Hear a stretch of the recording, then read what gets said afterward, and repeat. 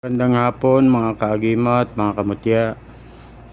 Eto na naman po ulit ako, si Pepe Agimat TV, para magbahagi sa inyo ng kaunting kaalaman tungkol dito sa tinatawag na mutya ng batong lutang.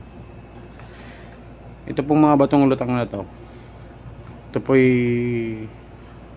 nagtataglay ng kapangyarihan na pampaswerte at pampagaan ng kabuhayan.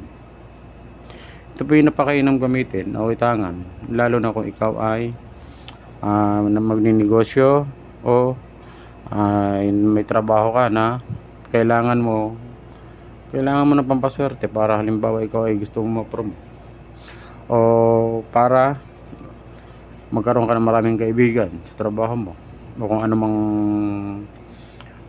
anumang transaksyon. Napakagandang gamitin ito o itangan dahil yung bang magaan sa anumang transaksyon, sa negosyo, sa trabaho. Ito po'y bato, mabigat, malaki to, oh. Pero ito po'y lutang na bato. Ito rin po, ayan, ito rin na po ay bato rin, lutang din ito. Itong mga maliit na ito yung mga gandang itangan. At kahit yung sa mga bao na pintas, pwede ito ipalaman dahil maliliit lang sila. Ito pong mga maliit na ito, maganda ito itangan, maganda pampaswerte, daladalahin. Yung iba ginagawang kwintas, ganun po. Pero ito'y ilalagay nyo lang ito sa kulay pulang pouch na yung maliit, para madaling daladalahin, kahit mga ilang piraso nito. Pero kahit isang piraso naman okay lang din. Ito mga batong lutang din po ito. Ang batong lutang po ay napaka-inam na gamit. Mutya ng batong lutang kung tawagin. Gaya po ng mga ito, mga nabasa na mga ito naman ay meron din dito, lumulubog din ho ito pag sa katagalan na. Pero meron na ako nasubukan dito, ito yata yon, kahit ilang araw siya nakababad, hindi siya lumulubog talaga. Ito po'y kung kayo halimbawa nabibigatan sa pamumuhay, mas mainam kung magtangan kayo ng ganito para pampagaan sa kabuhayan. Nakakatulong po ang mga mutya, hindi po yun sabihin natin kalokohan, tunay po yun. Ang mga mutya po ay bigay ng kalikasan bilang gabay natin sa ating buhay. Hindi po yung sabihin kalokohan lang yan. Ang mga mutya po ay napakagandang gamit, gaya nito mga to. Ngayon papakita ko sa inyo na batong lutang nga ang mga ito. Unahin ko na itong maliliit. Tingnan nyo po.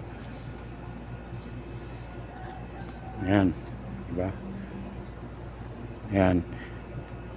Yan po mga yan ay mga naibabad na yan. Kaya sila ay posible rin silang lumubog. Nasa katagalan na. Ayan. Yan po ay para sila mga batong lutang.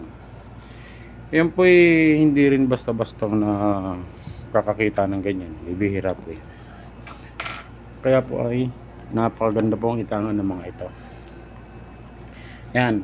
Ngayon po itong malaki naman ang susubukan natin. Ito mabigat eh.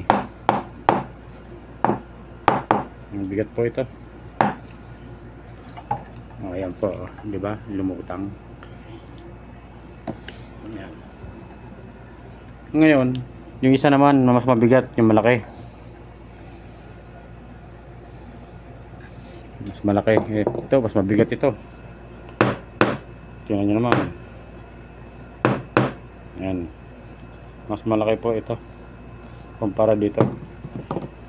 Kaya halos bunganga ng nitong garapon ay sakop niya.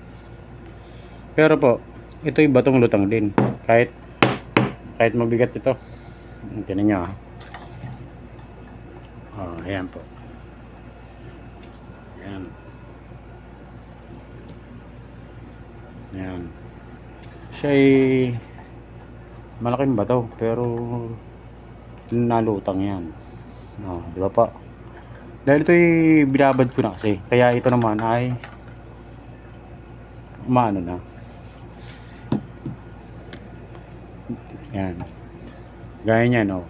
Pag nababad na po, nalubog na din. Pero kung ito yung tuyo, matagal. Siguro baga kalating oras bago lumubog. Ito kasi kanina ay tinesting ko. Yan. Pero mabigat po kasi ito. Pero kahit mabigat siya, sadyang batong lutang ito. Yan po, maliliit, lutang pa din. Yan po.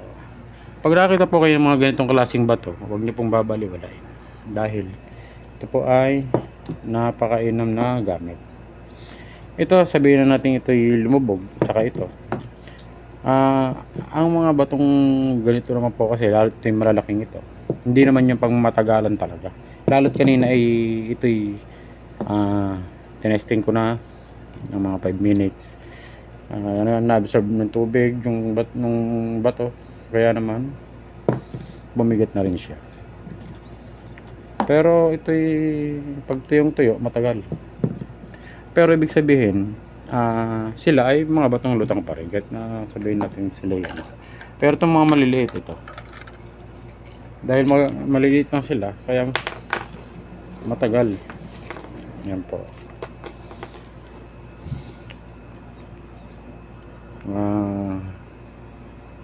Nandito na lang po. Sana po may natutunan kayo sa aking ibinahagi. Maraming salamat po ulit at magandang hapon.